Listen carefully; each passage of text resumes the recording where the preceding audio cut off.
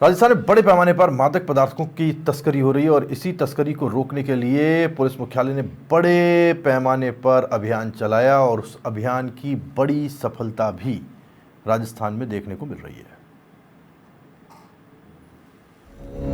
प्रदेश भर में मादक पदार्थों की तस्करी के खिलाफ 3 जनवरी से 31 जनवरी तक विशेष अभियान चलाया गया।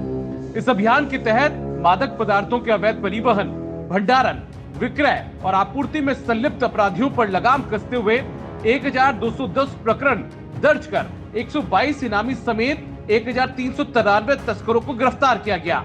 इस अभियान में पुलिस ने 40.42 किलोग्राम अफीम, 12.91 किलोग्राम अफीम का दूध, 2.405 किलोग्राम एमडी ड्रग, 3262.417 किलोग्राम गांजा और 180.68 किलोग्राम गांजे के पौधे, 2.32 किलोग्राम चरस, 12,378.69 किलोग्राम डोडा पोस्ट, 547.401 किलोग्राम डोडा पोस्ट अफीम के पौधे और 2.111 किलोग्राम ब्राउन शुगर जब्त किया।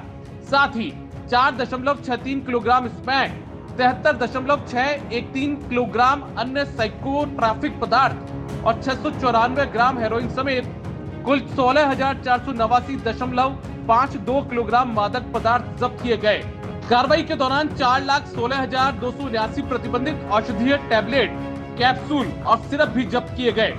जब्त किए गए मादक पदार्थ और मेडिकेटेड ड्रग की अनुमानित कीमत करीब 54 करोड़ 64 लाख रुपए आंकी गई है।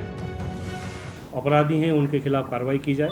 उसमें कुल 1,393 लोग गिरफ्तार हुए हैं और टोटल जो अमाउंट के ड्रग्स और सिंथेटिक ड्रग्स बरामद हुई है वो करीब 54,064 करोड़ के टोटल ड्रग्स इस अवधि में बरामद हुए हैं।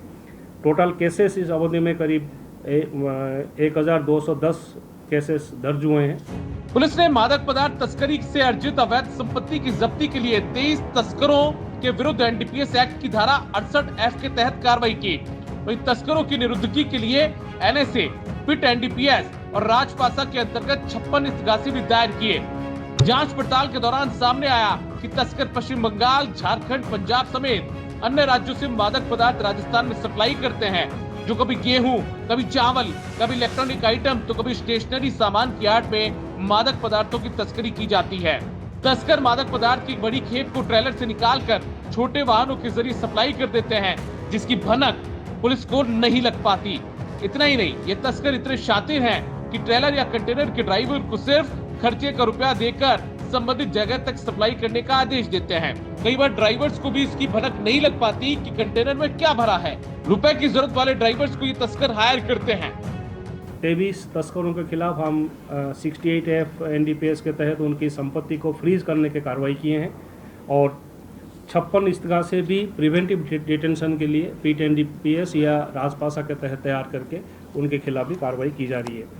इस अभियान में बेसिकली मकसद यही था कि जो इन्वॉल्व हैं उनको भी गिरफ्तार करें, जो उनको प्रश्रय दे रहे हैं, शरण दे रहे हैं, उनके खिलाफ भी कार्रवाई काफ़ी अच्छा कार्रवाई हुई है। पिछले 5 साल में राजस्थान में तस्करी का मायाजाल इस कदर फैल चुका है कि पुलिस भी इन तस्करों के आगे बेबस नजर आ रही है। मुखबिर तंत्र मजबूत नहीं होने के चलते ये तस्कर हर बार अपने मंसूबों में कामयाब हो जाते हैं।